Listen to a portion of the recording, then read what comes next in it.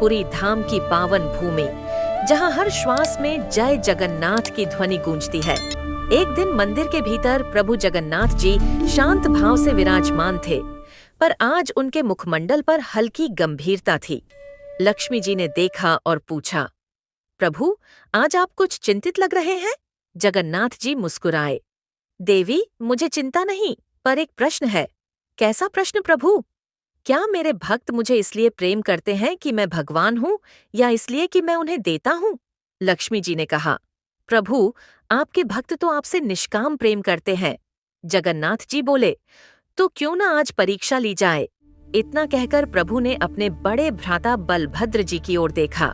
जगन्नाथ जी बोले, दाऊ, आज हम नगर में चलें, पर देव रूप में नहीं। बलभद्र जी हंसे, फिर किस रूप में? दरिद्र यात्री बनकर, भूखे प्यासे। और उसी क्षण दोनों भाइयों ने साधारण फटे वस्त्र धारण कर लिए। चेहरे पर थकान, पैरों में धूल, हाथ में एक छोटा पात्र।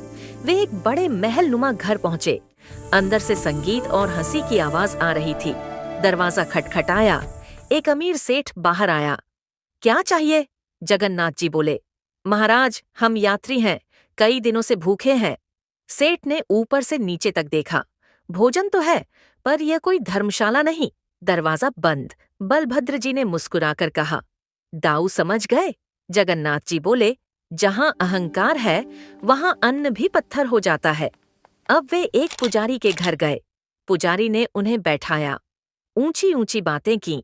हम बड़े भक्त हैं, रोज सहस्त्र नाम जपते हैं, पर जब भोजन मांगा तो बोला, आज तो प्रसाद सीमित है, तुम कल आना। दोनों आगे बढ़ गए। जगन्नाथ जी बोले, दाऊ, शब्दों से नहीं, सेवा से भक्ति सिद्ध होती है। रात गहराने लगी। गलियों में सन्नाटा। तभी एक झोपड़ी से दीपक की हल्की रोशनी दिखी। वहां एक वृद्धा बैठी थी। उसके पास सूखी रोटी का एक टुकड़ा और थोड़ा गुड़ था। दोनों भाई वहां पहुंचे। माँ, कुछ खाने को मिलेगा?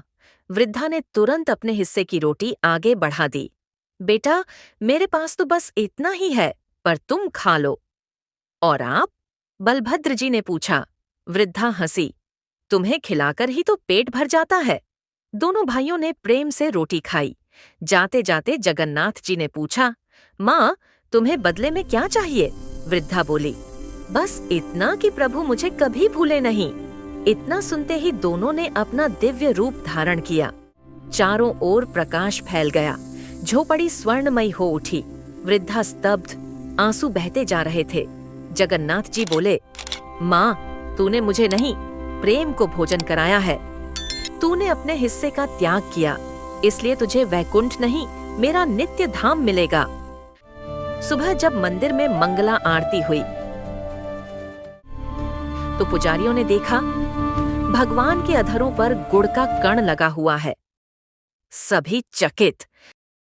समाचार पूरे पुरी में फैल गया। सेठ दौड़ा आया, पुजारी भी। पर प्रभु की मुस्कान सब कह रही थी। जगन्नाथ जी ने संदेश दिया, जो मुझे सोने की थाली में भोग चढ़ाता है और जो मुझे प्रेम से सूखी रोटी खिलाता है, मेरे लिए दोनों समान है। पर जहां अहंकार है वहां मैं नहीं। जहां त्याग है वहां मैं स्वयं निवास करता हूँ। भक्ति में ना वैभव चाहिए ना प्रसिद्धि। भगवान को चाहिए केवल प्रेम, निर्मल, निष्कपट, सच्चा प्रेम। जहाँ प्रेम है वहीं जगन्नाथ है। भक्तों, आपको ये कथा अच्छी लगी हो तो वीडियो को लाइक करें, हमारे चैनल को सब्सक्राइब करें और कमेंट में जय जगन्नाथ अवश्य लिखें।